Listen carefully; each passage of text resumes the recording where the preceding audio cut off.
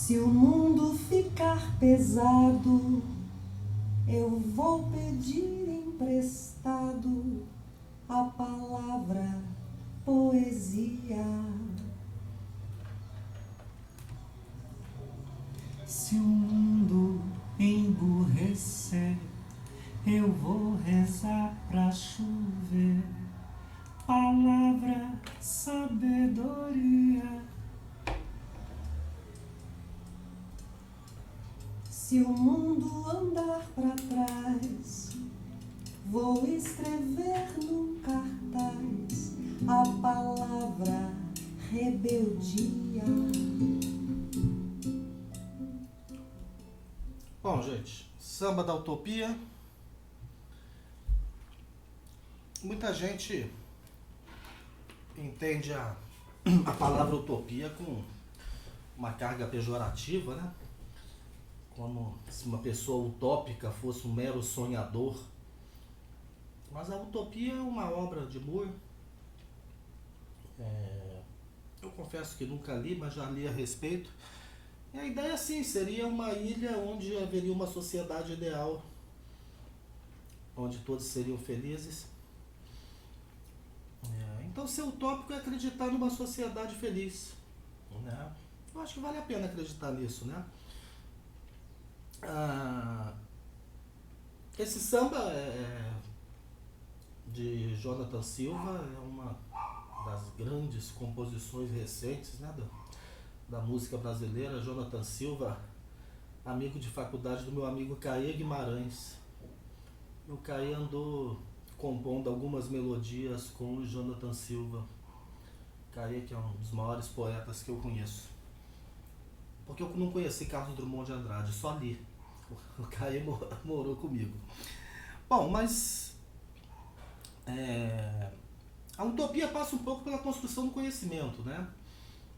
E nós vamos, hoje eu vou dar as ferramentas, digamos, finais, né, para fins desse curso, para que você não fique sem uma possibilidade de estratégia de técnica estatística para os casos, na maioria, que se apresentam, né? Lógico que ninguém ousaria esgotar o assunto da estatística, que é extremamente amplo, né? As possibilidades são muitas. Mas nós vamos ver, então, as possibilidades para análise de regressão para os casos em que a aplicação do conteúdo da parte 1 desta aula não seja possível por violar pressupostos, né? Então, sempre que você se depara com uma situação de análise de regressão, e lembremos, a análise de regressão pode ser a mais geral das técnicas, né? Seria aquela que poderia se aplicar em todos os casos, né? Dessas que a gente está estudando. E aí, quando eu tiver a impossibilidade de uso daquelas técnicas que eu passei na aula passada, nós teríamos então as dessa aula que trata dos modelos lineares generalizados. Muito bem.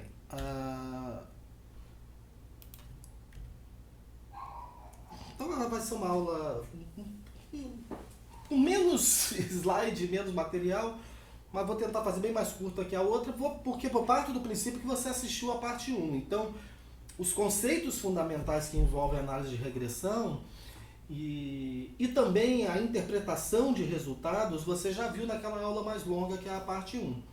Tá? Quase a totalidade daquilo lá será aplicado aqui para os modelos lineares generalizados. E aí nós vamos focar mais nessa aula aqui na apresentação dos códigos de R e algumas questões específicas para alguns modelos que são relevantes. Bom, os modelos lineares generalizados, portanto, como eu já disse, são alternativas para quando há violação de pressupostos da regressão linear. Então você fez o modelo da regressão linear simples ou múltipla, aquela regressão que é baseada em distribuição de probabilidade normal dos resíduos, né? E mais são 5 pressupostos que a gente já viu. Então, quando eu violei os pressupostos, eu parto para os modelos lineares generalizados. A ideia de modelos lineares generalizados virou um campo, né, da estatística, vamos dizer assim. É uma ideia de que, partindo de um marco teórico único, um referencial teórico único, você consegue dar conta de diversas possibilidades de modelos. Isso, quando eu falo diversas, significa diversas distribuições de probabilidade. Então, com uma única teoria, simplificando, né, organizadamente, no que a gente chama de modelos lineares generalizados, né, com um grosso de uma única teoria para entender esses modelos, você consegue aplicá-la em diferentes distribuições de probabilidade conforme a situação, a tua situação de dados lhe exigir. Tá? E o mais legal, além de você ter essa possibilidade de escolher distribuições de probabilidade diversas, você também ainda pode escolher diversas funções de ligação. Tá? O que ainda multiplica ainda mais as possibilidades de modelos que você tem no teu leque de opções para atacar o seu problema. Tá?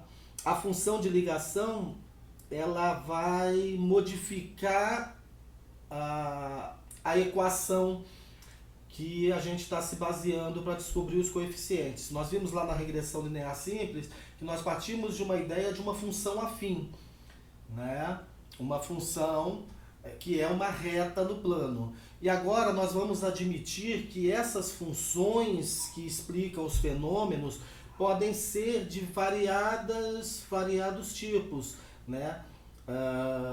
Então ela pode ser inversa, ela pode ser logarítmica, e isso é a função de ligação que vai definir. Tá? Então, alguns dos modelos então que são possíveis. O que vai definir, antes de mais nada, o modelo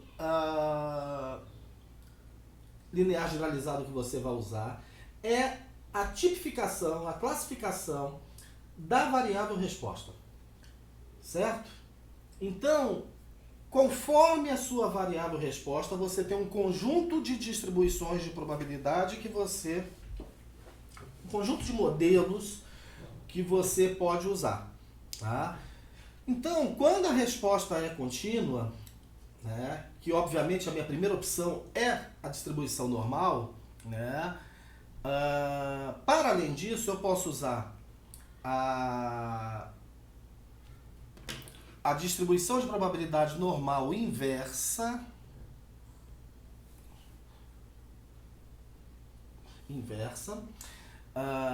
a distribuição de probabilidade gama, o Weibull ou log normal. Tá? Nós vamos falar aqui particularmente dessas duas, porque já dá conta de resolver diversos problemas.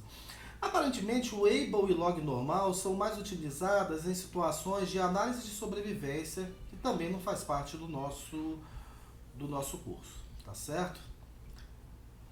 Então, nós vamos falar principalmente da distribuições normal, inversa e gama. Então, isso para quando a resposta é contínua. Quando a resposta é binária, nós temos essas 5 possibilidades. A log binomial, a Poisson, quase Poisson, binomial negativa e logístico, né, o modelo logístico. Em geral, a maioria das pessoas usa de cara a logística. E nós vamos debater um pouco aqui, em especial para a epidemiologia, uma linha de autores que tem defendido que não, a logística deveria ser, na verdade, a última opção, tá? Em função do indicador de associação epidemiológico que ela gera, tá certo? E temos também modelos para quando a variável resposta é do tipo discreta, que nós vamos ter Poisson, quase Poisson, binomial negativo aqui, partindo do princípio do referencial teórico para o que é chamado de modelos para dados de contagem. Tá certo? Então aqui o meu referencial teórico está muito pautado em cursos que eu fiz, professor Valmes, né? E também o livro que não é livro, do Gilberto de Paula. Bom, se vocês repararem, né, esses modelos aqui, opa,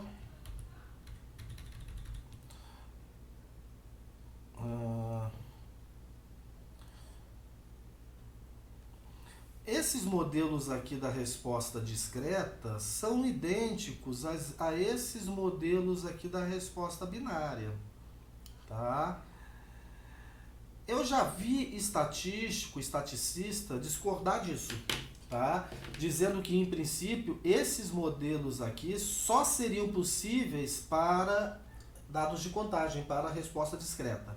Então, seria errado, na visão de muitos, o uso para a resposta binária. Mas o fato é que epidemiologistas do mundo todo têm proposto, epidemiologistas que trabalham com estatísticos, estaticistas, têm proposto soluções de uso dessas distribuições para a resposta binária, tá? E uma coisa que às vezes parece que passa despercebido pelos críticos a isso é que o princípio maior de uma resposta binária, ao menos para o entendimento da epidemiologia, é que é uma contagem, né? Então eu estou contando doentes versus não doentes, né? É lógico que a resposta propriamente dita binária, 1 ou 0, é o fato de estar doente ou não estar, né? Mas isso me leva ao óbvio que quando eu trato de um coletivo, né, não faz sentido estatística para o indivíduo, eu atribuir que essa contagem exista, né, num pano de fundo de situações em que eu tenho uma resposta binária, tá? Mas como eu disse, então, isso é controverso, tá? Eu defendo que é possível porque nós vamos ter saídas sensacionais, tá? Com esses modelos. A questão é a seguinte, já adiantando, por que a gente evita, por que eu defendo que a gente evita o modelo logístico? Porque ele só me gera a razão de chances. E, se eu não me engano, na aula lá de indicadores para... na aula de inferência causal com respostas binárias, eu expliquei para vocês quais são os problemas da razão de chance, né? O problema, em especial, da inflação, né?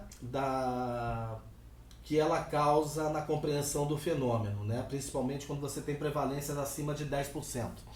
Né? Então, existem até procedimentos, mas que são gambiarras, que você consegue transformar essa razão de chances num risco relativo ou numa razão de prevalências. Tá? Só que isso seria o trabalho mais sujo. Bom, quem me gera uma razão de prevalência como resultado da análise de regressão? A log binomial. Aqui eu tenho razão de prevalência e o risco relativo. O problema, então, quer dizer, então o ideal seria usar log binomial. Onde é que entra Poisson, quase Poisson e binomial negativa nisso? Bom, a questão é, a log binomial não é uma análise de regressão que dá certo na maioria das vezes. Tá? Existe um problema de convergência, que é muito comum, é relatado na literatura, e vocês, né, eu já passei várias vezes por isso, quando você testa lá no R, você tenta fazer um modelo log binomial, múltiplo, em especial nas situações em que é múltiplo e recebe nas variáveis explicativas variáveis contínuas, quase sempre dá problema de convergência.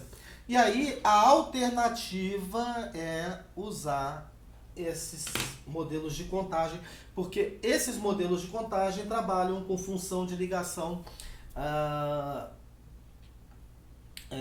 logarítmica também, e aí eu consigo gerar a razão de prevalência e o risco relativo. Tá? Isso aqui é um pouco da teoria que eu tenho que passar para vocês, tá? Antes da gente ir lá para a prática, que é onde eu acho que vai ficar tudo um pouco mais claro. Tá? Mas o importante é isso, é você saber o tipo da sua variável resposta e as possibilidades que você tem. Bom, e as funções de ligação? Tá? A primeira função de ligação é a identidade, né? Onde eu tenho então aquele típico modelo que a gente já viu no vídeo anterior, que é derivado da função afim. Y é igual a B0 mais o coeficiente B1 vezes o valor da variável x1 e assim por diante até a totalidade de coeficientes para cada variável explicativa. Muito bem. O que é a inversa? Bom, a inversa é inverter. Inverter no sentido matemático da palavra. Então eu fico com 1 sobre isso daqui, né? B0 mais B1x1 mais... Tem uma outra forma, né? Geralmente a gente... vocês vão ver muito dessa forma assim, ó. A identidade é y igual a n. O que é a inversa? Bom, a inversa eu tenho que inverter... Na verdade, eu inverto na explicativa. Na resposta, perdão. 1 sobre y, inverti. A mesa digitalizadora foi removida. Deixa eu pausar aqui, bem na hora que eu estava... Bom, voltou aqui. A caneta deu uma desligada.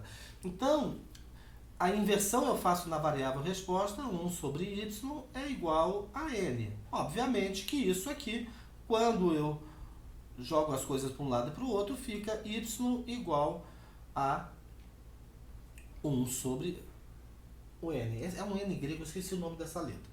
Tá? E o que é n? N é isso aqui. Tá? B0 mais B1x1 mais todos os coeficientes vezes todas as variáveis mais a última variável no seu último coeficiente. Né? Então, isso aqui nada mais é do que 1 sobre esse nzão. Tá certo? Então, isso é a inversa. É importante a gente ter a noção clara de qual função ligação a gente está usando, porque a interpretação muda. Percebam que numa situação de função de ligação identidade, um coeficiente positivo me indica uma associação diretamente proporcional e um coeficiente negativo uma associação inversamente proporcional. Quando eu vou para inversa, isso muda. Porque, ora, quanto mais positivo for o coeficiente aqui, maior será o denominador. E quanto maior o denominador, menor é a resposta. Pausa o vídeo se você precisar, agora, se você não entendeu o que eu te falei. Pausa o vídeo, olha para essa equação e entenda isso. Porque a lógica matemática é muito simples. Então, numa situação inversa, tá? Se eu tenho um coeficiente, tá, positivo, eu tenho, na verdade, uma associação inversamente proporcional. E se o coeficiente for negativo, aí sim será diretamente proporcional. Então você tem que ter uma noção clara de qual função de ligação você está usando para poder entender o que está acontecendo no uso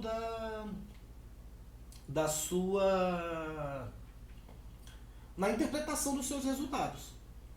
Tá certo? Bom, só tem isso de função de ligação? Não, tem muitas funções de ligação possível. Tá? Porque eu posso fazer qualquer coisa aqui, né, com esse y. São as transformações de variável que são descritas por diversos autores. Né?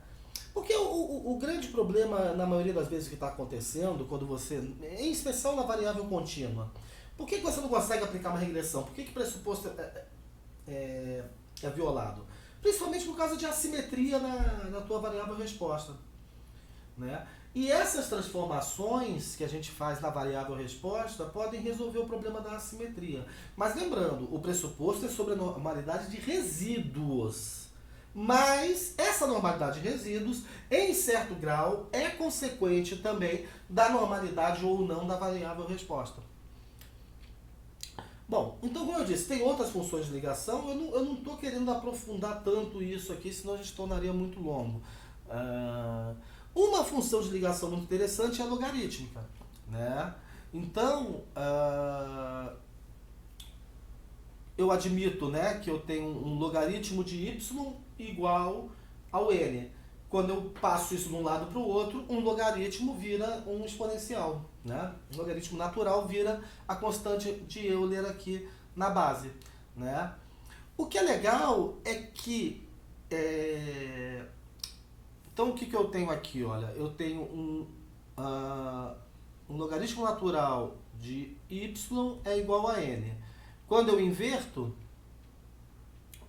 eu fico com y é igual ao exponencial elevado a n, que é isso aqui. Se você aplicar propriedades de potência, você sabe que se eu tenho aqui somados os coeficientes, né, eu posso transformar isso em multiplicação, né, de mesma base. Então, o que eu pego aqui é transformar esse mais aqui, ó, em vezes aqui. Aí eu tenho EB0 vezes EB1 vezes 1x, parará. E o que acontece? A gente sabe que a razão de prevalência ou o risco relativo nada mais é do que a constante de Euler elevada ao coeficiente. BI, né? Ao coeficiente. Isso é uma razão de prevalência. Então, quando eu saio daqui e vou para cá, eu tenho razões de prevalência ou risco relativo. Quando aplicada em resposta binária, o que eu tenho como, na verdade, resposta é a probabilidade de sucessos. Probabilidade da resposta ser sim. Né? Lembrando que a binária você tem sim ou não. Né? Então, a probabilidade de ocorrer a doença, vamos supor, né, é igual, tá, à multiplicação entre si dos diversas razões de prevalência elevado aos valores das variáveis. Né? Isso torna essa equação riquíssima, porque aí você consegue fazer uma interpretação muito rápida, porque você pegando aquela teoria lá da videoaula, né, que a gente aprendeu a interpretar riscos relativos e razões de prevalência e razões de chance, então eu tenho uma equação riquíssima onde eu posso determinar a probabilidade de ocorrência de uma doença, vamos supor. Tá? A partir das razões de prevalência. E as razões de prevalência são, digamos, uma medida universal de associação para a epidemiologia, em especial para a epidemiologia. Na pesquisa experimental, laboratorial, ela é de muito pouco uso, tá? Embora nada impeça que seja usada. Tá? É de pouco uso porque, em especial, na maioria das vezes, as variáveis que são utilizadas nos experimentos, né, em laboratório, são variáveis contínuas. Né? Então, por isso que é pouco comum o uso dessa ferramenta. Bom, então, essa função de ligação logarítmica permite um modelo final, uma equação final extremamente útil, em especial para a epidemiologia. E aqui embaixo o logito, né, que é uma matemática um pouquinho mais chata, tá? Mas está aqui, ó. O N está aqui, ó, o Nzão, ó. Né? Então o Nzão sempre está ali. Né? São transformações que se faz a variável. E aí nós temos a possibilidade no modelo logístico de calcular a probabilidade de sucessos, a probabilidade, né, de ocorrer a doença, vamos supor, né, da resposta sim, ou seja, a prevalência, né, a partir das razões de chance geradas pelo modelo, e também isso facilita muito a interpretação, porque aquela interpretação que eu passei para vocês se mantém aqui, tá? Matematicamente é mais difícil às vezes a gente raciocinar em cima de logaritmo, né? E aí dá por cima aqui umas equações com muito denominador sobre denominador, né? Múltiplas frações, mas no final das contas é só você interpretar que nem você interpretou lá, né? Ele vai gerar um valor P para a gente, vai gerar até intervalos de confiança para essas razões de prevalência, para esses riscos relativos, para essas razões de chance. E eu sei que se ela estiver acima do 1, há uma relação diretamente proporcional. E se estiver entre 0 e 1, né, é inversamente proporcional. Lembrando que essas medidas, né, de risco relativo, razão de prevalência, nunca serão negativas. Se der negativo, para tudo, porque alguma coisa está muito errada na sua análise. Tá? Não é possível ela ser negativa, porque elas são razões. Né? São razões entre contagens. Né? Contagem sempre é positiva, então a divisão entre valores positivos sempre tem que dar um valor positivo. Né? Então o elemento neutro da razão, isso eu falei lá no outro vídeo, o elemento neutro da razão, o elemento neutro da divisão é 1. Né? Então o 1 é o marco zero, né? E não existe valor negativo. Muito bem, tá? Ainda, para finalizar essa parte um pouco teórica dos modelos lineares generalizados, que nos diz respeito, tá? Porque é um mundo, né? Como eu já disse,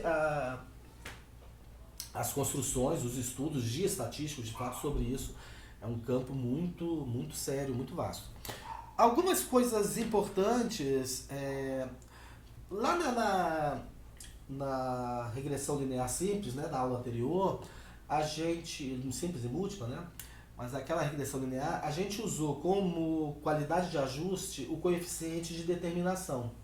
E aí o coeficiente de determinação ajustado iria nos mostrar qual é o melhor modelo, quando eu precisar comparar diversos modelos.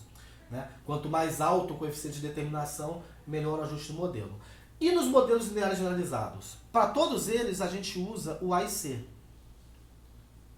Tá? O Archaic Information Criterion. Né? Esse AIC a gente interpreta de maneira inversa. Quanto menor o AIC, melhor o ajuste. Então, como eu tenho diversas possibilidades, porque aquelas distribuições de probabilidade se combinam com funções de ligação e vai ficando cada vez mais numeroso a possibilidade de modelos que eu posso usar, qual modelo é melhor? É aquele que me dá o resultado que eu quero? De maneira alguma, a gente já estabeleceu que vamos adotar critérios a priori.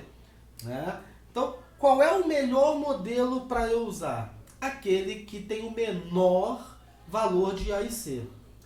Respeitados também, vamos lembrar, né, mantém-se aqui para os modelos lineares generalizados a necessidade de um intercepto significativo. Né? Então, às vezes, já aconteceu comigo, eu tinha um modelo que tinha um baixíssimo AIC, seria o ideal, mas ele não dava intercepto. E aí eu feria realmente uma questão teórica, de pressuposto teórico que eu assumi quando estou estudando causalidade. Né? Então esse eu descartei, aí eu fui ver qual seria o segundo menor AIC. Tá certo? E ainda, né, os gráficos de envelope, né, são bastante úteis, tá certo? Se o gráfico de envelope visualmente estiver fazendo um S, como já aconteceu comigo também, é porque realmente não dá para usar aquela distribuição de probabilidade. Né? E, bom, um outro conceito importante, aqui em especial para a regressão logística, tá? Apenas nela que está descrito de uso, é a curva ROC. Tá? A gente vai ver como é que calcula lá. Né? E essa curva ROC gera uma área, tá? Que avalia também a qualidade do ajuste. Tá?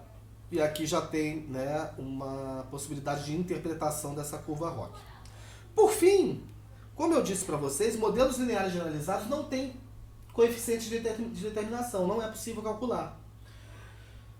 Ou seja, eu não consigo fazer aquela inferência que a gente faz lá na aula anterior, de saber o percentual de pontos que se ajustam à reta. Né, que é o conceito de coeficiente de determinação, é a definição de coeficiente de determinação.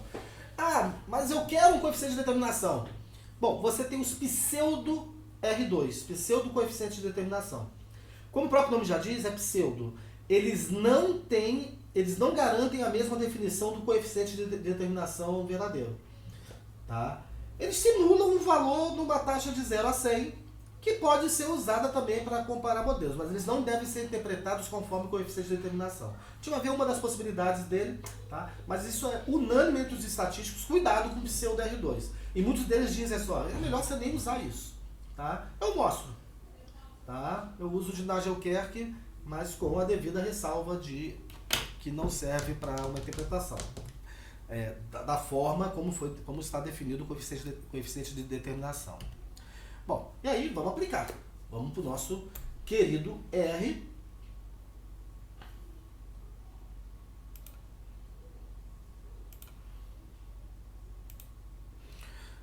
Eu já carreguei aqui o banco de dados da nossa aula, tá certo? E nós vamos começar então aplicando o modelo, as estratégias de modelo linear generalizado para a variável de resposta contínua, tá? Então eu escolhi aqui uma variável, eu acho que é melhor eu fazer isso aqui, né? Acho que foi muito. Acho que assim está suficiente. Então, a variável de resposta contínua, vou chamar umas libraries aqui, a MES e a HNP, para fazer os gráficos de envelope.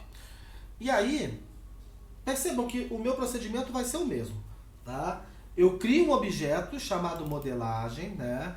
Que aí eu uso o comando de na.omit para limpar os dados ausentes, tá? E aí crio um novo objeto, um data frame, um banco de dados apenas com as minhas variáveis de interesse, tá? Essa é a minha estratégia para fazer isso. Existem formas diversas, tá? Aí eu começo pela minha variável resposta e preencho com as variáveis explicativas.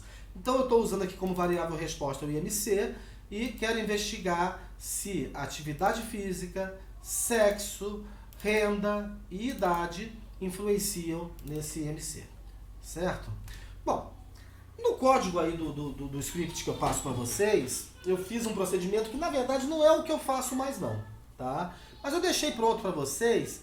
Eu faço diversas testagens, combinações de distribuições de probabilidade com funções de ligação, tá? Inclusive, no entendimento de que há também uma possibilidade de, sob o ponto de vista da teoria dos modelos lineares generalizados, eu posso também fazer análise de regressão com os pressupostos da distribuição normal. Mas lembremos, por mais que eu use aqui esses conceitos, eu ainda tenho que garantir que os pressupostos são atendidos. Tá? Então, essas 4 primeiras linhas são linhas para pressupondo distribuição normal. Tá? Então, aqui são objetos que eu dou o nome arbitrariamente. Percebam, o comando agora muda para GLM. Então, lá na aula anterior a gente usou LM, Linear Model. Aqui é o Generalized Linear Model, modelo linear generalizado, GLM. Tá? Percebam que eu coloco a variável resposta explicada por ponto. Ponto por quê? Porque é ponto de todas as variáveis explicativas. Especifico um banco de dados, modelagem, senão ele ia fazer na amostra que está taxado com as 154 variáveis. E aí eu especifico distribuição de probabilidade, gaussiana, tá? É a normal, né? E link é a função de ligação, tá? Então quando eu coloco aqui entre aspas link igual identity, né? Função de ligação e identidade. Ou seja, isso aqui nada mais é do que eu fazer o comando LM, tá? Porque o LM faz usando a função de ligação e identidade e usa a distribuição normal, tá? Bom, e aí, percebam, esses 4 aqui eu uso gaussiana, tá? O que eu faço apenas é usar diferentes funções de ligação. Tem uma função de ligação que eu não coloquei lá no slide, tá?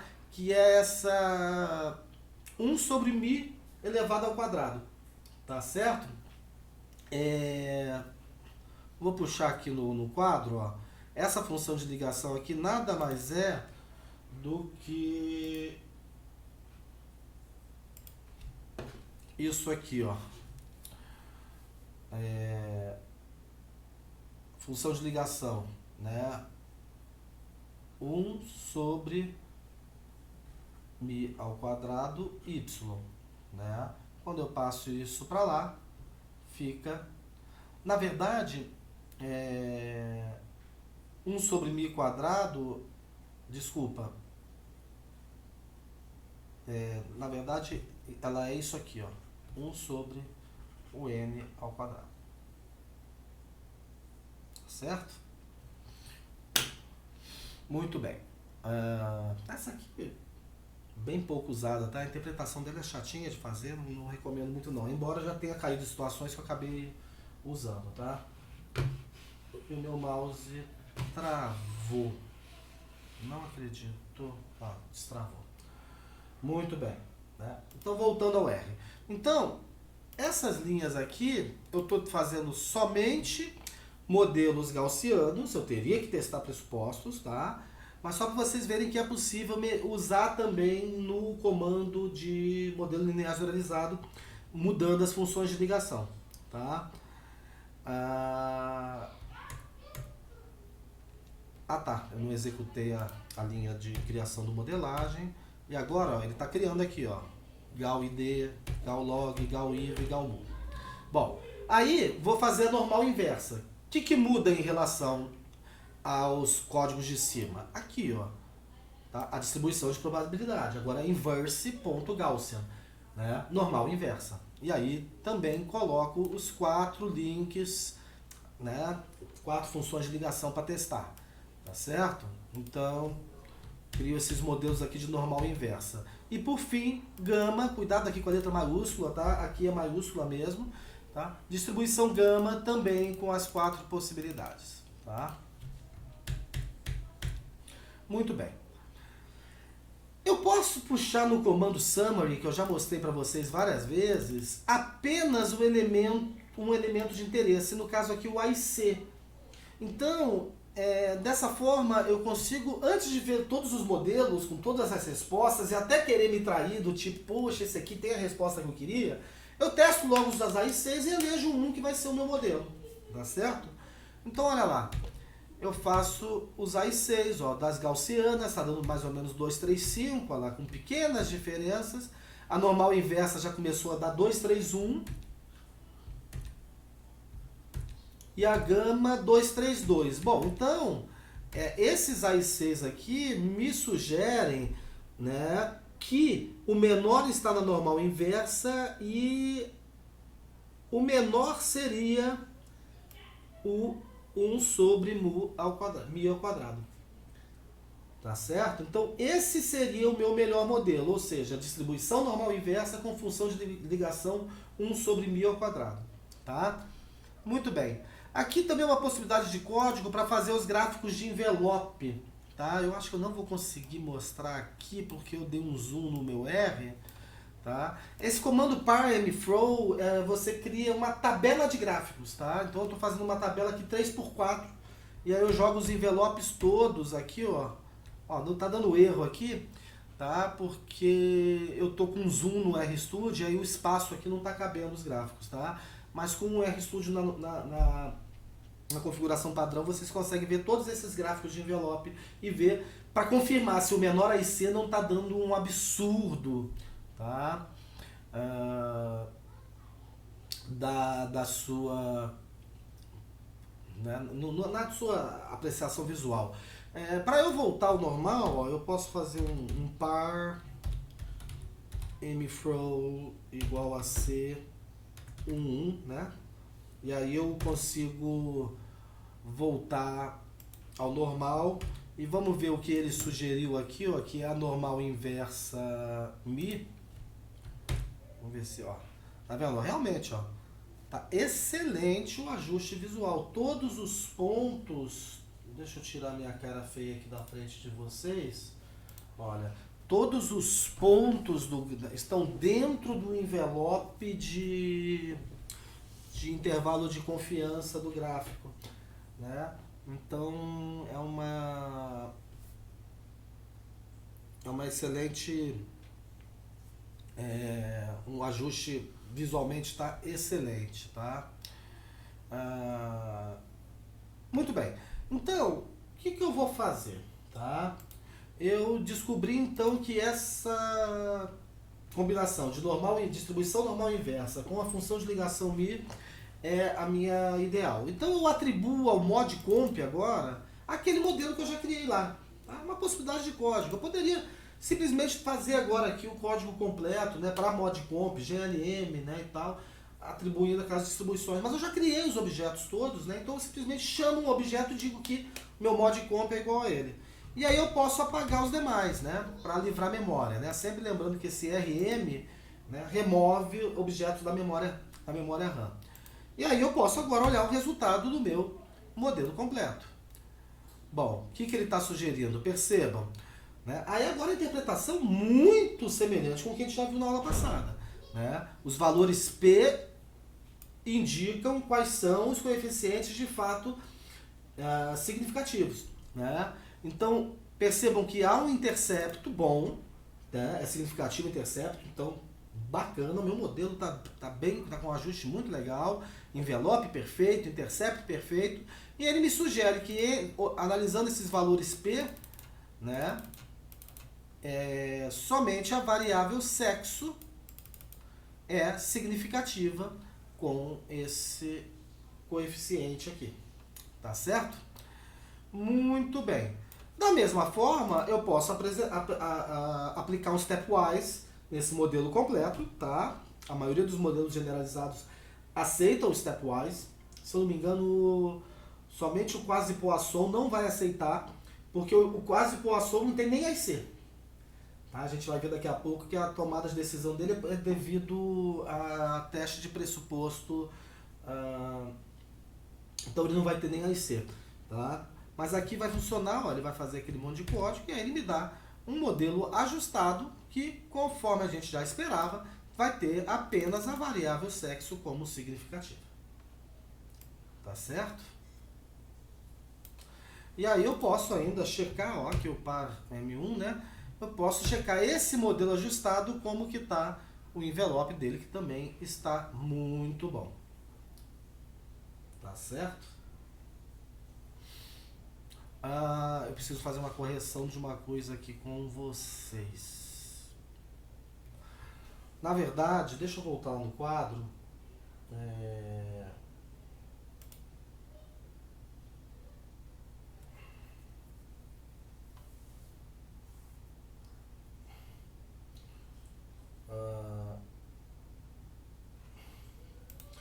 Aqui no nosso quadro, tá? Na verdade, essa função de ligação mi fica assim, ó, y igual a 1 sobre a raiz quadrada do mi, tá? Então aqui, né, lembrando que esse n, né, esse mi aqui é b0 mais b1x1 mais todas as variáveis com seus coeficientes até a última variável. Certo? Então, é isso aqui que eu tenho que entender para interpretar. E perceba, né? De novo, eu tenho uma situação inversa. Isso significa que o meu coeficiente, se for positivo, bom, se for positivo, vai aumentar o denominador. Se aumenta o denominador, a resposta fica menor. Então, se for positivo, é inversamente proporcional. E se for negativo, é que é diretamente proporcional. Bom, voltemos lá ao nosso R e, sabendo disso, vamos interpretar um pouco melhor esse resultado. Percebam que a variável sexo, lembremos, né, a variável sexo é 0 para mulheres e 1 para homens. Então, crescer a variável sexo significa ser homem. Né? Se o meu coeficiente está dando negativo, isso significa que é diretamente proporcional. Ou seja, homens têm maiores valores de IMC. Para ser diretamente proporcional. Porque cresceu o sexo de 0 para 1, cresce também a resposta que é IMC. Então, mais uma situação em que o coeficiente negativo indica a associação diretamente proporcional. Tá? Ora, eu posso pegar... Acho que isso foi uma coisa que eu não fiz lá no outro vídeo que faltou. Tá? Isso aqui é uma função. Né? Eu substituo esses valores aqui em x... Desculpa, em b, em b0 e b1, né? E eu tenho uma função. E como eu tenho duas variáveis, né, a explicativa e a resposta, eu posso plotar isso no gráfico. Né? Então eu posso botar sexo e IMC, estão aqui os pontos. Né? Percebam, nossa, mas tá esquisito, tá tudo empilhado. Sim, porque sexo é binária, né? Então, ele só tem valor 0, 1. Né? Eu não consigo, né, imaginar uma reta de valores reais. Né? Mas o legal é que eu uso o comando Qilv aqui, aplicando a função de ligação, e eu consigo plotar a função que eu descobri na minha análise de regressão. E percebam que a reta é ascendente, indicando uma relação diretamente proporcional, né? No próprio código eu deixo bem avisado aqui que o gráfico não é adequado. Esse tipo de gráfico aqui não é adequado, porque a variável independente não é contínua, né? Então, para a gente poder fazer um gráfico desse legal, eu vou fazer uma regressão entre IMC e renda. Eu já sei que esse modelo não é significativo, tá? Se vocês testarem, vocês vão ver que ele não é significativo. Mas eu vou admitir os betas, os Bs dele, né? Os coeficientes dele, para fazer uma reta um pouco mais realista, tá? Então aqui eu crio um modelo gaussiano inverso, admito a função de ligação padrão dele, tá? Para vocês saberem as funções de ligação padrão de cada distribuição, basta você aqui no help consultar o help das famílias de GLM, ó, você vem em GLM, tá? Aí você vem nas famílias, tá? E aí aqui ele diz, ó, que o padrão da gaussiana inversa é a Mi, tá certo? Então beleza, ó. Tô aplicando aqui, criei esse modelo já admitido, vamos supor que ele fosse ajustado, tá? Eu sei que não é. Então tá aqui o summary dele, estão aqui os coeficientes. Perceba, ó, a renda não está associada ao IMC, eu sei disso, tá? Mas vamos admitir que esse P aqui tivesse dado pequeno só para a gente ver como é que a curva funciona, né? E aí eu vou fazer de novo, ó, a plotagem das variáveis, sempre plot x, y, explicativa, vírgula, resposta, e aí pego aqueles coeficientes e jogo aqui numa curva que agora faz mais sentido, né? Porque tanto a variável explicativa quanto a resposta são contínuas, estão no conjunto de números reais, certo? Então essa seria uma suposta função de renda, lembrando que essa função não é significativa, tá? Mas só para vocês verem fazendo mais sentido, né? Com duas variáveis contínuas. Muito bem, então isso aí seriam algumas possibilidades de análise de respostas contínuas. Vamos para as respostas binárias, que é um pouco mais complexo. Aqui eu estou apenas aplicando uma função si, né? Só para eu pegar o excesso de... eu estou criando uma função de excesso de peso binária, tá? Que vai receber 0 se não tiver excesso de peso. E vai receber 1 se a pessoa tiver excesso de peso. Apresentar excesso de peso. Isso significa o quê? O IMC acima de 25. Então, quem tem IMC acima de 25, maior ou igual a 25, vai ser considerado sobrepeso. Quem não é, recebe 0. E aí eu crio uma variável binária para me servir de resposta binária para eu fazer os estudos dos modelos. Bom, mesma estratégia, eu crio um objeto modelagem, coloco a variável resposta, né? E coloco aqui algumas variáveis explicativas. Essa BSQTOT aqui, ela diz respeito a um teste que se aplica para autopercepção corporal, tá? Quanto mais alto o valor de BSQTOT, tá? É um score, né? Desse questionário BSQ, maiores são as chances da pessoa ter a imagem corporal distorcida, né? Então é aquela pessoa que está com peso normal, mas se acha magra, né? Ou a pessoa que está em peso normal e se acha acima do peso, né? Então ele lida com isso, tá? Sexo, renda e idade, beleza? Vou criar esse data frame aqui, tá? Algumas libraries, tá? E aí vamos criar o modelo completo. De novo, comando GLM, modelo linear generalizado, coloco a variável resposta explicada por ponto, todas, né? E aí defino aqui que o banco é o modelagem que eu criei ali, para não sair pegando um monte de variável explicativa. E aí, distribuição de probabilidade binomial. Função de ligação, logístico. O que eu estou fazendo aqui? A chamada análise de regressão logística, né? Então ela recebe esse nome, na verdade, por conta da função de ligação que ela recebe, que é o logito, tá? Que é aquela matemática, aquela equaçãozinha um pouquinho chata, né? Cheia de denominadores lá que eu mostrei para vocês, tá?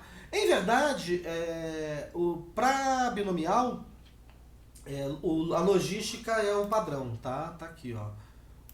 Se eu não colocasse nenhuma função de ligação, eu admitiria que era logística, tá?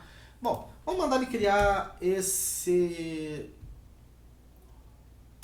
objeto e aí vamos dar uma olhada aqui na resposta dele, tá? Esse estimate do comando summary me dá os Bs, os coeficientes. Ainda não é razão de chance. Eu disse para vocês que a regressão logística vai me dar razão de chance, sim, mas eu tenho que ainda fazer uma matemáticazinha para ele me dar de fato, tá? Por hora, ele está me dando os Bs, tá? E aí, ó, ele já está aqui sugerindo, ó, tem um intercepto, boa, né? E está me sugerindo que BSQ e sexo estão associadas significativamente ao IMC, explicam o IMC, tá? Bom, perceba que ele não me dá um R2, né? Me dá um AIC, tá certo? Beleza. Tá. Posso aplicar o stepwise para fazer o ajuste, beleza? Que ele já cansou de ver. E aí ele vai me dar um modelo ajustado. Bom, e olha... e aí vem uma encrenca, né? O que acontece? Ele tá, mesmo depois desse ajuste automatizado, ele está me dando um intercepto claramente significativo, BSQ TOT claramente significativo. Meu mouse travou de novo, voltou, está dando conflito com a mesa.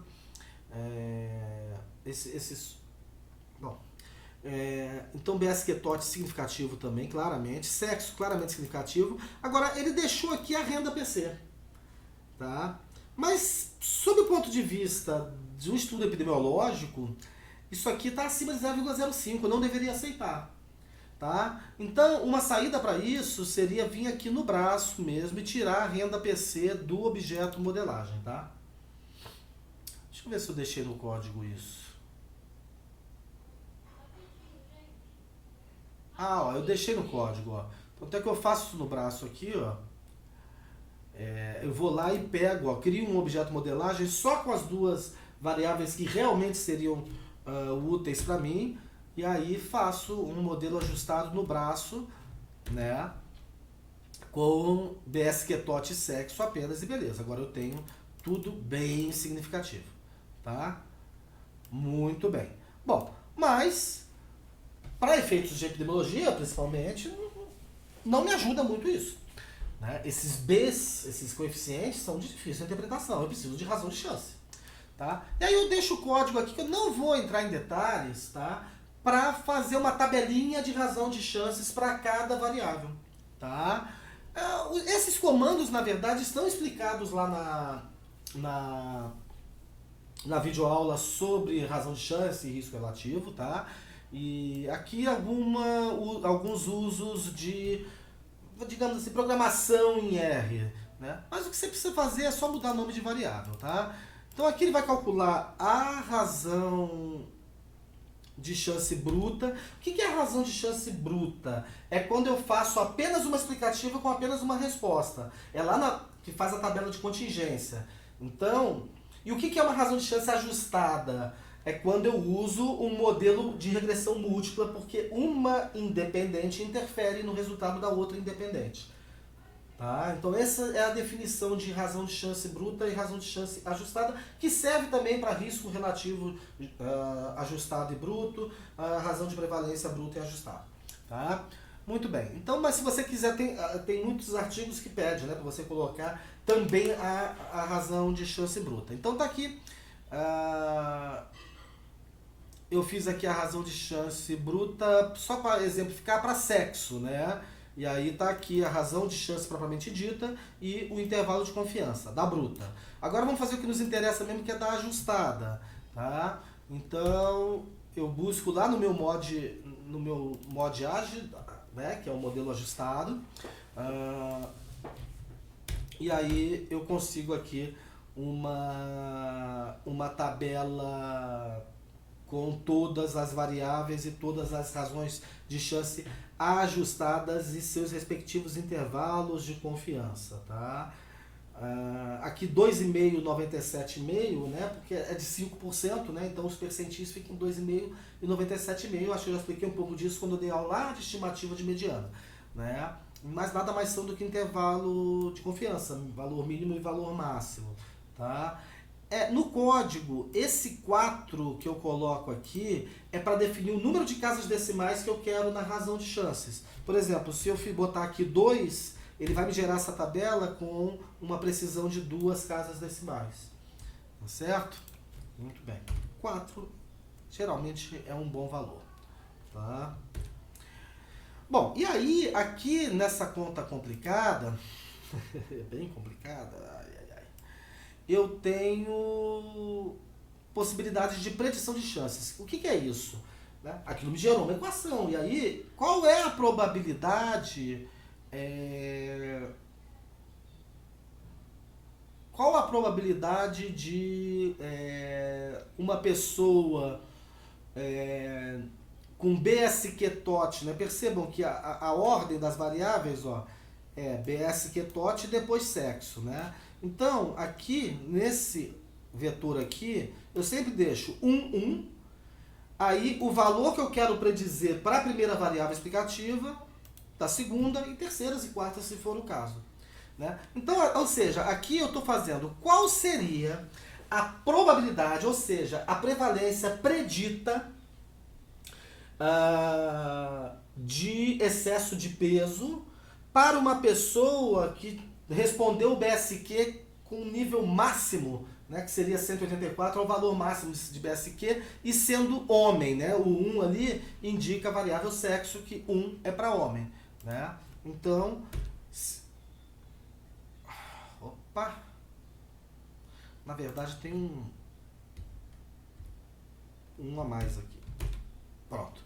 Na verdade, gente, 1 não, tá? É só 1. Esse 1 é para garantir que o intercepto entre na conta, tá? Então tinha erro aqui. Deixa eu até salvar isso aqui. Então eu coloco 1, que é para garantir o intercepto, aí o valor que eu quero predizer para a primeira variável explicativa e o valor para a segunda. Então aqui um homem com BSQ de 184. Qual a probabilidade dele ter excesso de peso? 0,9784, ou seja, 97,85% de prevalência. Então, na população entre homens com BSQ máximo, eu espero essa prevalência. Que de certa forma algumas pessoas interpretam, não é o correto, isso fere as premissas básicas da teoria da probabilidade, mas de certa forma é o que se atribui como um risco para um indivíduo. Tá? Mas tem que ter muito pé no chão nisso, não é... Em essência, você não pode, a rigor, atribuir para um indivíduo o resultado de um estudo coletivo. Tá? Aqui um outro exemplo, ó, seria o BSQ 0 para mulheres. Né? Seria essa prevalência aqui, vou andar 2 casas, 0,69%. Né? Então, essas são algumas possibilidades de interpretação, né, de aplicação da regressão logística, que eu já falei, né, não é algo que eu use muito. Bom, aqui, para a gente verificar gráfico de envelope, a gente pode fazer, tá, também com a regressão logística, né? Percebam que está com um ajuste bastante razoável para um banco de dados epidemiológico, está ótimo, tá? Num laboratório, talvez, essa saída aqui de pontos seria um problema, tá? Onde se busca um ajuste muito rigoroso. Tá?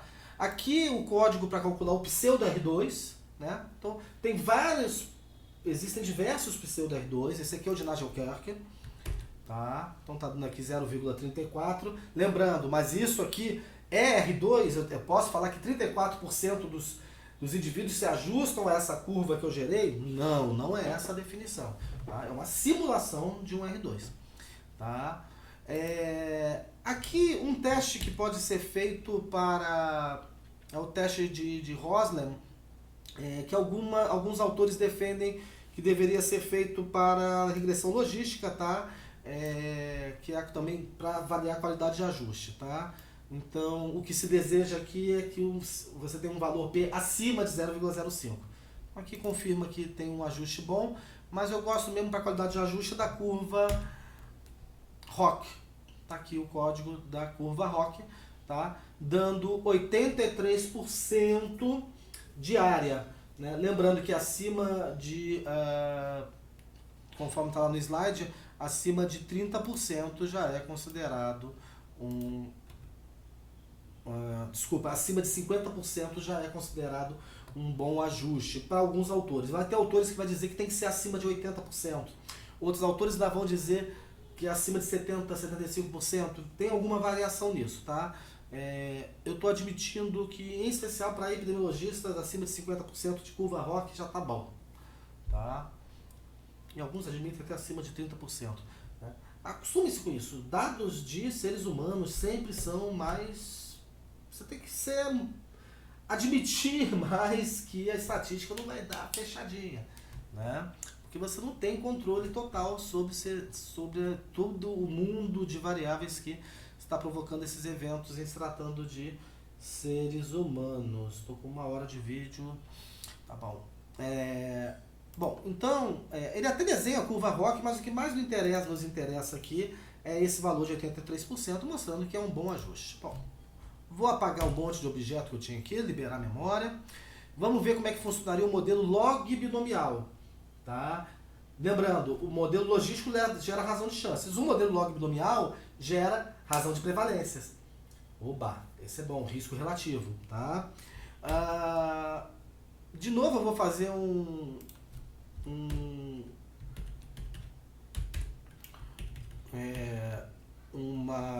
objeto aqui, né, modelagem, né, com a variável resposta de interesse, e aqui eu coloquei duas variáveis, tá? Sexo e as categorias de guia, né? Isso aqui é guia alimentar, um para alimentação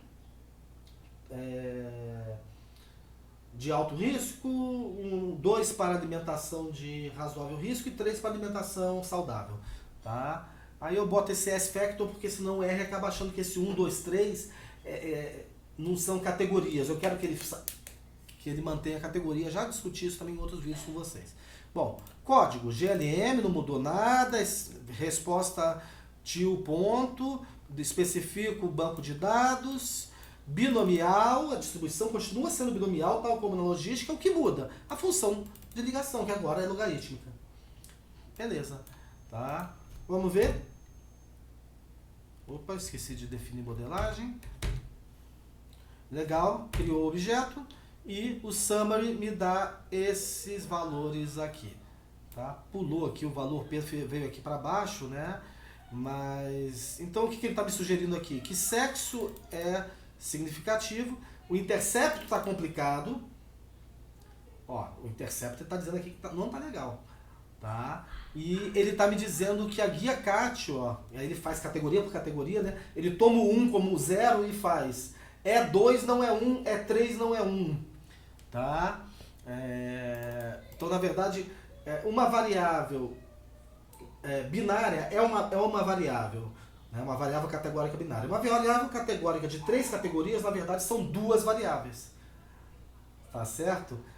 Então, E2... E3 e não é nenhuma das duas. Tá? Isso é o princípio de variável dummy. Tá? Mas ele está dizendo que nenhuma, nem quando o guia CAT é igual a 2, nem quando igual a 3, que são significativos. Então esse modelo se resume a sexo. Talvez o intercepto melhore quando eu tirar a variável guia CAT. Tá? Deixa eu ver se foi isso que eu fiz aqui. Não fiz. Trabalhei só com o modelo completo. Tudo bem, você poderia fazer um ajuste tirando essa guia CAT, tá? Mas aqui eu quero mostrar o cálculo agora, né? Os códigos para cálculo de razão de prevalência. Também baseado naquele de razão de chances, tá? Eu vou pegando elementos do objeto do modelo e vou calculando as razões de prevalência e seus intervalos de confiança. E esse númerozinho aqui é para definir a precisão, o número de casas decimais. Então, eu tenho aqui os meus valores de razão de prevalência, tá? perceba aqui, ó, o intercepto dando infinito, né? Isso aqui não é aceitável, né? E o sexo. Eu poderia... Ah, tá, aqui eu faço ajuste, ó. Né? Com o ajuste vai ficar só o sexo, e aí, com o modelo ajustado, né? O meu intercepto passou a ser significativo, tá vendo? O intervalo de confiança dele está todo entre 0 e 1. Né? Lembrando que para efeitos de interpretação de intervalo de confiança, de razão de prevalência, razão de chance, risco relativo, eu não posso permitir que esses intervalos passem pelo 1. Né? Muito bem. Da mesma forma, eu posso fazer... Não deu. Tá? Aqui não deu mesmo. Eu posso fazer... O gráfico de envelope não funcionou, estão vendo? A regressão log-binomial, ela é chata, ela é difícil de dar toda certa, tá?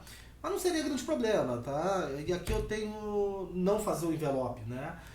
Aqui eu tenho lá o valor de A e C. E por pressuposto filosófico, a log-binomial é adequada para essa situação que eu estou aqui, tá? E aí o pseudo R2, percebo, né? Bem baixo, né? Mas lembrando que ele não tem a mesma definição do R2. E aí eu excluo. Muito bem. O que acontece? Como eu disse, vamos lá recapitular. Prefira usar a razão de prevalência e risco relativo ao invés da razão de chance. Eu vou pausar, tá quase na hora da aula. Eu vou ter que pedir pro pessoal começar a assistir a aula ali fora. Só um instantinho. Pessoal aqui de casa, que a gente divide aqui o mesmo espaço de trabalho e estudo. Então, como eu estava dizendo, eu devo preferir razão de prevalência, risco relativo, ao invés da razão de chance. Bom, isso significa que eu devo preferir a log binomial ao invés da logística. O problema é que a log binomial, a gente já viu aqui, ó, deu um errinho aqui no envelope, por exemplo. Seria de menos, eu poderia continuar usando essa regressão. Mas às vezes dá erros de não convergência, simplesmente não gera o modelo, não converge. Né? E aí você vai ter autores que vão dizer, bom, você por causa disso vai ter que usar logística, vai ter que usar razão de chances? Não. Agora é a hora de usar a ideia de modelos de contagem para a resposta binária. E aí, a primeira opção é o modelo de Poisson. Então, aplicando um modelo de Poisson com uma resposta binária, eu vou conseguir ter como resultado razões de prevalência, o risco relativo. Matematicamente não há diferença entre eles, mas os epidemiologistas puristas o diferenciam. Muito bem. O que acontece? Tá? Quando eu tenho... então vou definir aqui, vou trabalhar de novo com excesso de peso como variável resposta e botei idade, sexo, renda e atividade física como explicativas. Vou criar aqui o meu objeto. E aí, Poisson tem um pressuposto que é fundamental. Tá? Poisson,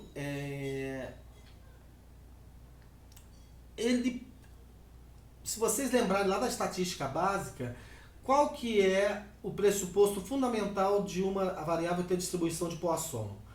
É que a sua variância é igual à sua esperança, a sua média. Tá? E esse é um pressuposto razoavelmente fácil de testar. Tá? Quando a variável é contínua, né, discreta, porque aí eu faço um Basic Stats, que eu já mostrei lá na estimativa, e vou ver, né, o valor de média, vou ver o valor de variância e vou ver os intervalos de confiança da média. Aí eu comparo o intervalo de confiança da média com a variância e vejo se a variância está caindo dentro daquele intervalo de confiança da média. Aqui, para variável binária, né, ela é um pouco menos usual, né? Pouca gente sabe, né? A gente acaba estudando isso mais quando a gente faz disciplina de probabilidade mesmo, mais profunda, mas toda distribuição de probabilidade tem variância e tem esperança, tem média. Pô, mas variável categórica tem variância? Tem. Tá? E tá aqui o cálculo. Tá? Então eu já fiz lá a consulta, não vou nem mostrar a fórmula disso aqui para vocês, tá? Mas quando eu faço aqui, ó, CI binomial para excesso de peso, tá? Que a gente usou na estimativa, o que é essa probabilidade aqui? É a média. Sob o ponto de vista da teoria da probabilidade, isso aqui é média, é esperança. É o primeiro momento, tá? Então eu tenho aqui o valor de 0,22 com um intervalo de 0,03 a 0,14. Essa linha aqui de baixo calcula a variância, tá? A variância está dando 0,17. Percebam que ela está acima da média. Então, isso é um caso de superdispersão, tá? Esse é um caso de superdispersão. Em casos de superdispersão, só um minuto. Se eu tenho uma superdispersão, porque o que acontece é o seguinte, a primeira opção vai ser Poisson para esse caso. Bom, mas eu preciso do pressuposto. Testei o pressuposto. Eu posso afirmar que a minha variância é igual à média? Então eu faço Poisson tranquilamente. Se a variância está acima da média, que é o nosso caso aqui, é o que a gente chama de superdispersão. Tá? Há uma superdispersão nos dados. Nesse caso, eu deveria usar binomial negativa. Se fosse a situação de eu ter uma variância menor que a média, eu teria uma subdispersão. E aí, para esse caso, eu usaria uma regressão de quase Poisson, tá? Então, essas três, a gente sempre vai optar por uma delas em função de atender ou não o pressuposto da igualdade entre a média e variância, tá? Da equidispersão. Quando há equidispersão, é quando eu tenho média e variância iguais, e aí eu aplico Poisson, porque ela tem esse pressuposto, tá certo? Bom, então nesse caso aqui, que é em específico que a gente está aqui, o ideal seria usar a binomial negativa. Mas eu vou seguir, eu vou admitir, vamos supor que tivesse dado equidispersão, só para a gente seguir e mostrar como é que seria o código para Poisson, para uma situação dessa, tá? Então, de novo, GLM, né, excesso de peso, que é a variável resposta, explicado por ponto, todas elas, especifico o banco de dados e defino Poisson com link log. De novo, Poisson, por padrão já é link log, então eu poderia nem identificar a função de ligação. Tá? Bom, vou gerar esse modelo, tá? E aqui eu tenho os valores de B para ele, né? Com os valores P. Perceba, ó. Tá bem ruim, não está dando associação de nenhuma variável, todos os valores P alto, inclusive do intercepto. Então, provavelmente porque eu não estou respeitando o pressuposto. Tá? Mas só para a gente dar sequência, né? Aqui eu consigo fazer o gráfico de envelope, né? O ajuste visual aparentemente está bom. Eu posso aplicar um stepwise, né? Nesse tipo de modelo também, né? E aí eu teria aqui ainda, mesmo depois do stepwise, um modelo muito ruim, sem nenhuma significância, nenhuma das variáveis, tá? Eu deixei esse exemplo aqui porque... Então perceba que o modelo ajustado saiu alguns valores, mas para um banco de dados epidemiológico está ótimo. E aí eu só queria mostrar para vocês a possibilidade do modelo nulo. O que é um modelo nulo? É um modelo apenas com intercepto. Então eu boto variável resposta til 1, tá? Ele só tem intercepto, tá? Para verificar se esse intercepto sob esse pressuposto de ser distribuição Poisson, se o intercepto daria bom. Então perceba, agora o intercepto ficou bom. Quando eu botei qualquer uma da variável explicativa, eu perdi intercepto. Perdi toda a qualidade do ajuste do modelo, mas aqui o intercepto está bom. Então, ele está mais ou menos me sugerindo o seguinte, olha, o problema lá não é tanto da questão da superdispersão, não. O Poisson até que se adequa bem. O problema é que as tuas variáveis explicativas simplesmente não têm associação. E aí, na hora que você joga elas no modelo, vira aquela bagunça e aí perde até o intercepto. Tá? Mas perceba que o modelo nulo, tá me mostrando o intercepto. Então, isso aqui seria um teste legal para dizer, mesmo usando a modelagem de Poisson, insistindo, mesmo que tenha sido violado um pressuposto, né, eu poderia acreditar no resultado do quê? De que nenhuma dessas variáveis explicativas explicam o excesso de peso. Tá? Então o excesso de peso não está relacionado nem à idade, nem ao sexo, nem à renda, nem à atividade física. E pasme, essas coisas podem ser verdade, tá? Mas lembrando, este é um banco de dados, tá? De estudos, tá? Ele não é de pesquisa, né? Ele é feito em disciplina de sala de aula, né? Com toda a necessidade de erros cometidos na construção desse banco de dados, porque é o erro que ensina, tá? Então é só um banco de dados para uso em disciplina. Vamos na segunda aplicação aqui, eu peguei guia BIM, tá? Essa guia BIM, eu acho que ela não está definida, em algum lugar lá atrás eu defini no código guia BIM. Vou usar aqui, ó, uma ferramenta legal de guia BIM.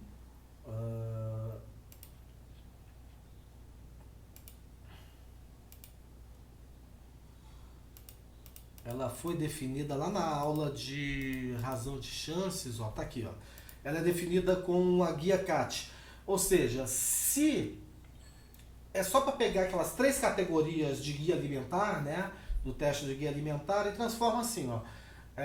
Se a alimentação é saudável, é 0. Se ela for de risco para a saúde, ela é 1.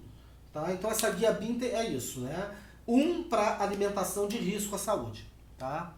Voltemos ao nosso código da aplicação 2. Então essa resposta guia BIM, né, é em relação à alimentação, 0 para alimentação saudável, 1 para alimentação de risco.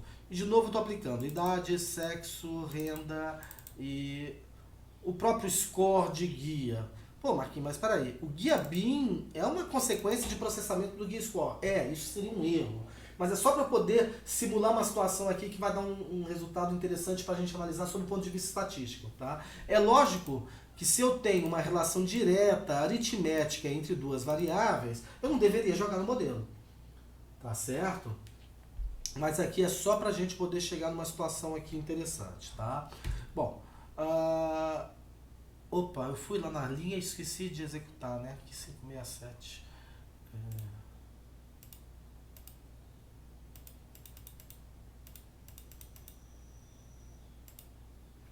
Esqueci de criar a variável, né? Tá, agora vai.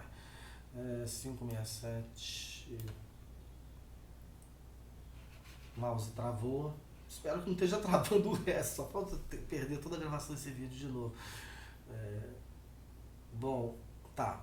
Então agora ele vai criar, conseguiu, né? Ele tem a guia BIM. Vamos testar o pressuposto da equidispersão. Então ele está dando para essa variável resposta uma média de 0,79, variando de 0,03 a 0,70, uma variação imensa, né? Mas enfim, a variância propriamente dita, 0,16, está dentro desse intervalo. Então agora o pressuposto de Poisson está atendido. Eu posso de fato fazer uma Poisson tranquilamente, tá? Então vou primeiro começar com o modelo completo, né? Então aqui ele já começou a sugerir lógico que a guia ESC vai ter que dar significância, só para poder vocês verem alguma coisa dando significância. Isso aqui a gente já sabia que não ia dar mesmo, mas olha o intercepto como é que já está bem melhor já no completo. Tá? Porque tem uma variável aí que justifica o modelo. Tá? Muito bem. O envelope dela, e agora vamos fazer um ajuste pelo processo de stepwise. E aí ele me deixou apenas com um intercepto significativo e o guia S significativo. Oba, do ponto de vista estatístico, esse é o modelo ideal. Né? E aí,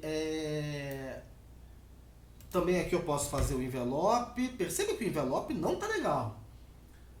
Tá? O envelope não está legal. Tá? Então, aqui talvez fosse um caso da gente explorar mais essa variável. E talvez até apelar para uma logística mesmo. Mas, lembrando, né, eu estou fazendo uma coisa que, sob o ponto de vista lógico mesmo, está errado. Essa guia ESC com a guia BIM não faz muito sentido. Bom, tá aqui, eu posso calcular um Nagelkerq, beleza. Tá, e aí, tem uma função que eu deixo aqui para vocês, porque o que acontece? É isso que é o interessante. Essa análise de regressão que eu posso fazer de Poisson, quase Poisson e binomial negativo, ou seja, adaptar a estatística aplicada a dados de contagem para a resposta binária, ela é feita, porém, com uma ressalva, tá? De que seja aplicada um ajuste do cálculo de variância robusta. Tá? Eu não vou entrar em detalhe do que é uma variância robusta, até porque eu não saberia explicar para vocês, tá? Mas buscando a teoria, eu consegui criar essa função aqui, que é uma função que vai fazer o cálculo das razões de prevalência, ou risco relativo, se você quiser se chamar, né? Matematicamente não tem muita diferença. Então ele vai aplicar, vai fazer o cálculo dessas razões de prevalência, mas fazendo uma correção lá nos coeficientes, né? Considerando variância robusta pelo método de sanduíche. Tá? Então essa função tanto quanto complicada aqui faz isso. Tá? Então eu crio a função RP Poisson, tá? Não vou entrar realmente em detalhes. Algumas coisas desse código até vocês vão identificar, porque são parecidos lá com o que eu fiz para estimar a razão de chance na logística, ou mesmo razão de prevalência na log binomial, né? Mas tem aqui também está previsto aqui, ó, né? Nessas linhas aqui está sendo previsto o cálculo da variância robusta, tá? Muito bem. Criou a função, né? RP Poisson, e agora eu aplico a função ao meu modelo com a precisão que eu quero, 4 casas ou 2 casas.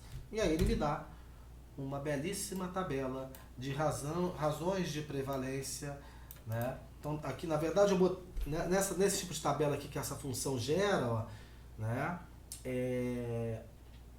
Ele dá o valor de B do coeficiente propriamente dito da regressão, o valor do P, valor do teste, que aqui no caso, ó, gente, quando aparece esse Z, tá, no R, é porque o teste que está sendo aplicado é o teste de Wald.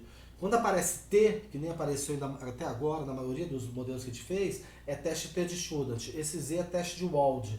Isso é importante para vocês na hora que fizerem a descrição de métodos, né, no artigo, no documento que vocês estão escrevendo, fazer a descrição do método certinho. Tá? E aqui estão as razões de prevalência e os seus intervalos de confiança. Tá certo, gente? Bom, como que seria um modelo de quase Poisson? Tá? Deixa eu aplicar esse RM aqui para dar uma limpada na memória. Bom, estou fazendo aqui também agora com excesso de peso, atividade física, idade, sexo e renda. O que muda no código GLM? Muda a distribuição. A função de ligação a gente mantém logarítmica, mas aqui a distribuição quase Poisson. Então aqui seria, se eu tivesse uma situação de subdispersão, eu faria esse modelo aqui. Parece, nossa, ele está exagerando. Não, na maioria das vezes que eu fiz análises de resposta binária para dados epidemiológicos, assim foi, por exemplo, na dissertação da minha irmã de mestrado, assim foi numa análise que eu apoiei um colega de um estudo de tuberculose feito lá em Maceió, tá? E mesmo na minha tese de doutorado, várias situações que eu já passei, aparece subdispersão, e aí tem que usar quase Poisson, tá? Então é muito mais comum do que você imagina. Aqui, ó, o resto do código muda, modelo completo, summary. Então aqui pelo modelo de quase Poisson, perceba que está com intercepto ruim, né? Estou com aquelas variáveis todas aqui não significativas, né? A interpretação vai ficando trivial, né?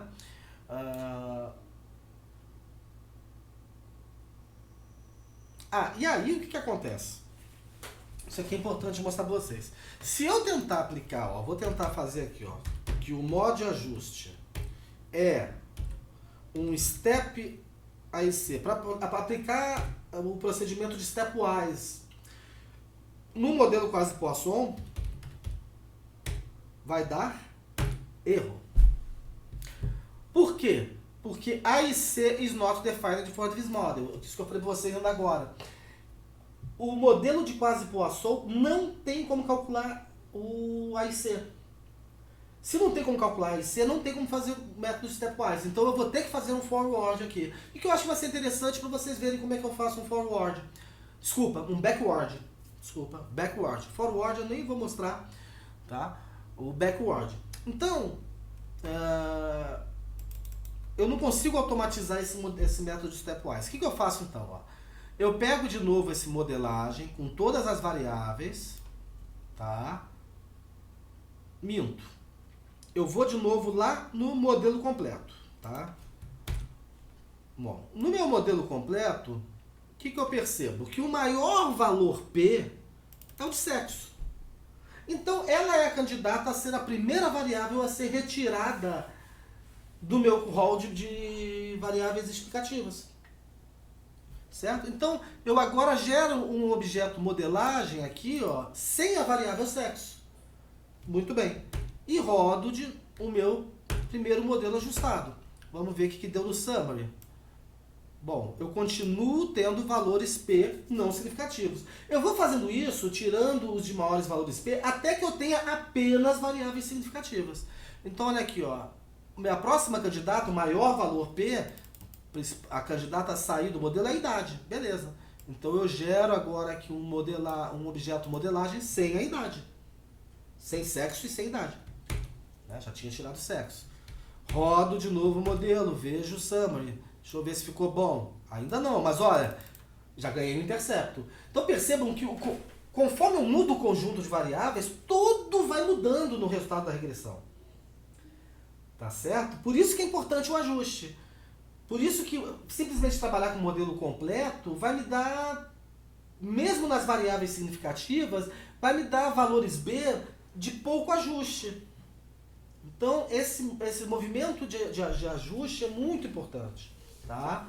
Ah, mas eu não tenho que mostrar que as outras variáveis que eu testei não deram associação? Põe na legenda. Põe na legenda da sua tabela.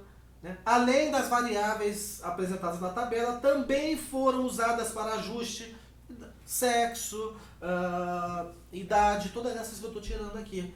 Porque eu usei. Perceba, eu usei aquelas variáveis na análise. Então eu boto na legenda da minha tabela. Bom, ganhei o intercepto, mas mesmo assim ainda tenho aqui o maior valor P, não significativo, o match-min, a atividade física. Então eu faço agora um objeto modelagem sem atividade física, e sem sexo e sem idade. Né? Só está me restando agora excesso de peso e renda. Ó. Ajusto. Ó, quase. Mas tudo tem um intercepto muito bom, e esse aqui ficou no quase. Se eu aceitar, né, descrever no meu método, né, é lógico que para renda é uma variável tão evidente na epidemiologia que não dá para você ser muito condescendente com ela, né? Mas lembre-se, existem áreas do saber que às vezes admitem uma margem de erro de 10%. Se eu admitisse uma margem de erro a priori de 10% aqui, para esse meu estudo, eu poderia admitir a renda como significativa. Tá certo? Vamos supor então que eu estivesse admitindo, né? Então eu aceito esse modelo ajustado e aí aplico a minha função RP Poisson, só que agora eu vou fazer ela para 90% de confiança. Tá? E aí essa função, para eu fazer com 90% de confiança nos intervalos, tá? Eu tenho que mudar aqui, ó, o valor da constante Z para 1,65. Para entender. Percebam que antes, deixa eu achar aqui a função, ela estava para 95%, então eu estava usando 1,96, ó. Tá aqui, ó, para o valor mínimo e para o valor máximo. Agora eu botei 1,65, que é o valor da constante Z, da tabela de distribuição normal, para 90% de confiança. Então, mexendo nessa constante aqui nessa função, você pode adequar a sua função para o nível de confiança que você desejar. Tá? Então, ele vai me mostrar aqui com 90% de confiança. Vou colocar aqui com 6 casas decimais. Por que eu precisei de 6 casas decimais? Dá uma olhada. Ó. Se eu fizer com 4, tá? O que vai acontecer? Tá? O intercepto está com um intervalo todinho abaixo entre 0 e 1. Só que aqui, ó, na renda, ele bateu no 1. E ele teria que ser todo menor que 1 para ser significante. Para ser significativo. Então, isso seria uma incoerência, né? Pô, mas peraí, virou bagunça. Né? Esse intervalo de confiança não está mostrando significância. Por quê? Porque ele está arredondando. Tá? Se eu puxar aqui com 6 casas decimais, aí eu vou ver que continua para cima. Tá. Mas essa seria uma possibilidade. Tá? Você aumentar o número de casas para conseguir mostrar. Às vezes, o que acontece? Deixa eu ver, vamos botar aqui 8. É porque na verdade esse valor P aqui também mudou, né? Opa.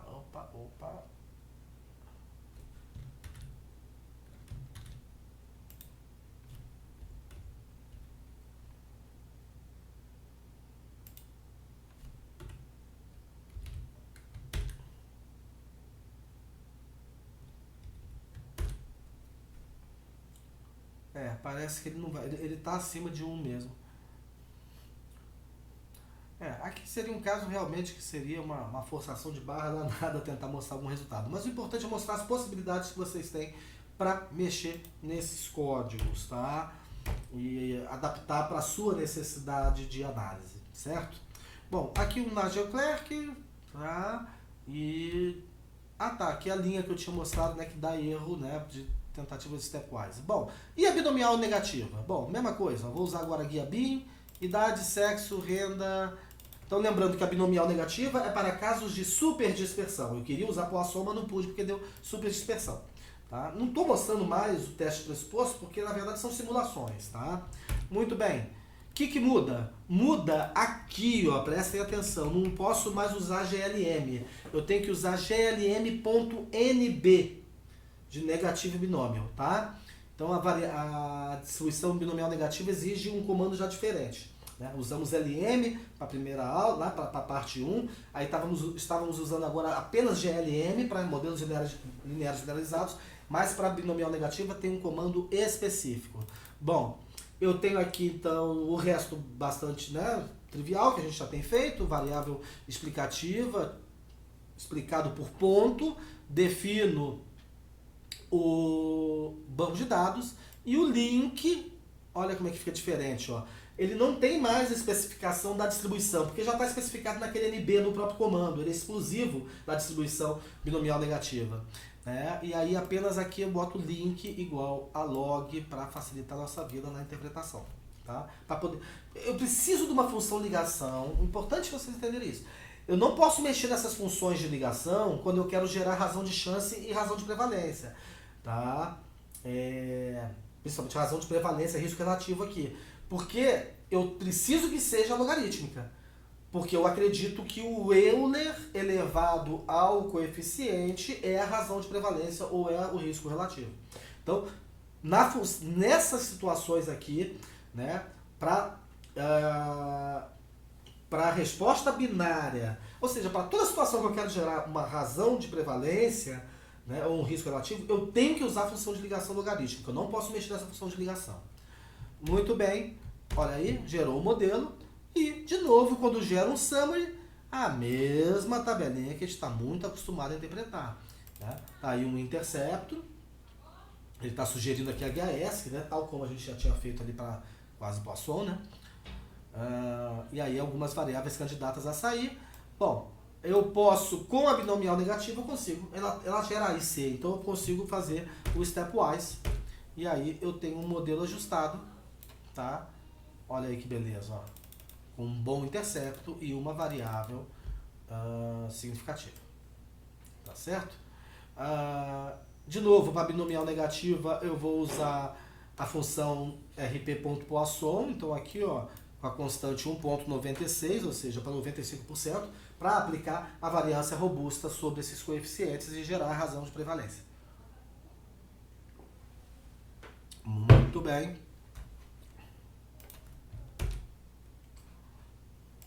Já executei aqui e aí eu posso aplicar a função de rp.poisson sobre o modelo ajustado. Então aqui meus intervalos de confiança, das razões de prevalência, bonitinho, né, não incluindo 1, e aqui os valores da razão de prevalência propriamente dito, valor dos coeficientes B e teste P.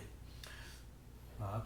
Lembrando que na epidemiologia eu posso fazer uma interpretação de intervalos de confiança para razão de prevalência, risco relativo, razão de chances, independentemente do valor P. Eu posso, tá? É comum, é de praxis na epidemiologia, tá? Gráfico de envelope. Feio, né? Provavelmente porque eu não testei o pressuposto, eu estou só mostrando como é que se faz uma binomial negativa, tá? E o Nagelkart. Bom, e aí, eu deixei aqui no código para vocês, tá? Senão ficaria extremamente repetitivo uma aula dessa, tá? Modelos para dados de contagem, variáveis discretas e ordinais. Por exemplo, os próprios scores aqui, guia ESC, né? Próprio BSQ, o total de BSQ, são variáveis que até podem ser consideradas como respostas contínuas e eu usar aquelas estratégias, mas também podem ser consideradas discretas e usar as estratégias de variável de contagem. E o que a gente faz para analisar variáveis discretas e ordinais, ou seja, dados de... uso o princípio de dados de contagem, que é o quê? Poisson, quase Poisson e binomial negativa. Tudo igualzinho que foi feito lá para as binárias. A exceção de que então estou dizendo aqui que toda essa estrutura, tudo aquilo que eu mostrei para binária, usa-se para dados de contagem, né? Bom, obviamente não dá para usar nem logística nem log binomial. Logística e log binomial são exclusivas de fato para respostas binárias. Então é a Poisson, quase Poisson e binomial negativa. Bom, para as variáveis ordinais, não devem ser consideradas variâncias robustas. Então, a função RP Poisson não faz sentido, até porque eu não vou gerar razão de prevalência, razão de chance. Não faz o menor sentido com uma resposta discreta. Tá certo? A razão de prevalência e a razão de chance só faz sentido para eu calcular probabilidades, né? Para eu calcular a prevalência, estimar a prevalência. Então aqui não vai fazer sentido. Então não vai fazer sentido a função RP Poisson, né? E aí, é o que eu estou dizendo aqui. Consequentemente, não se usa RP seus intervalos de confiança. Mas toda a estrutura é a mesma. Gente, até para reduzir o tempo, eu fui muito corrido. Talvez para você realmente assistir essa videoaula, talvez você vai ter que parar bastante para pensar e testar. Não se frustrem, tá? Modelos lineares generalizados, na prática, é um estudo árduo, porque você vai ver muito estatístico dizer, não, aquilo é mole, porque eles estudam, na maioria das vezes, em teoria. Matematicamente, para eles, é extremamente trivial, e para...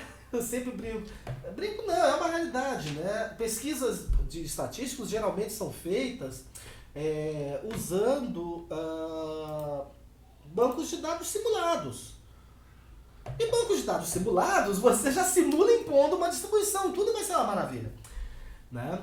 Quando eu comecei a enfrentar problemas, né, em especial na minha tese de doutorado, que eu precisava fazer modelos lineares generalizados, e não conseguia avançar, estava com muitas dúvidas, eu contratei uma estaticista para me fazer um trabalho comigo tutorial. Eu não quis que ela fizesse a análise, né? Eu não quis contratar uma consultoria, que nem muita gente fala, analisa isso para mim, me dá minhas tabelas. Não, eu queria aprender esse troço.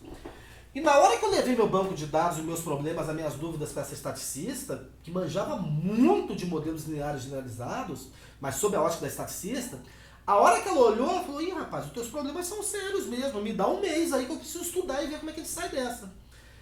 Então, o mundo real dos bancos de dados é muito mais duro do que o mundo dos bancos de dados simulados. E aí, não tem jeito, você só vai começar a sentir segurança para aplicar análise de regressão com modelos lineares generalizados com o uso, com a prática, tá? Debatendo e fazendo. Tá certo? Então, assim, não dá para eu... Percebam que eu fiz algumas simulações de aplicações, alguns casos de coisas que podem acontecer, mas é imprevisível o que vai acontecer. Cada banco de dados vai te gerar desafios próprios dele e você vai ter que ser criativo, ter esse monte de ferramenta na mão para tentar dar uma saída para a coisa. Tá certo?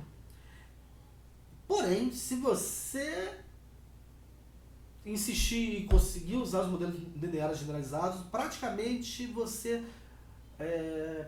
não vai ter mais problemas quando você precisar fazer uma análise estatística, né? Com isso aqui, você resolve quase todo o problema, né? Para finalizar esse curso, eu só vou ficar devendo uma aula de multivariada. Por hoje já deu. Vamos voltar com um pouco mais de Jonathan. Opa! E o seu Samba da Utopia. Linda essa música, né? E muito pertinente para o momento sociopolítico, histórico que estamos vivendo no mundo todo, né? Se acontecer Afinal, de entrar no nosso quintal, a palavra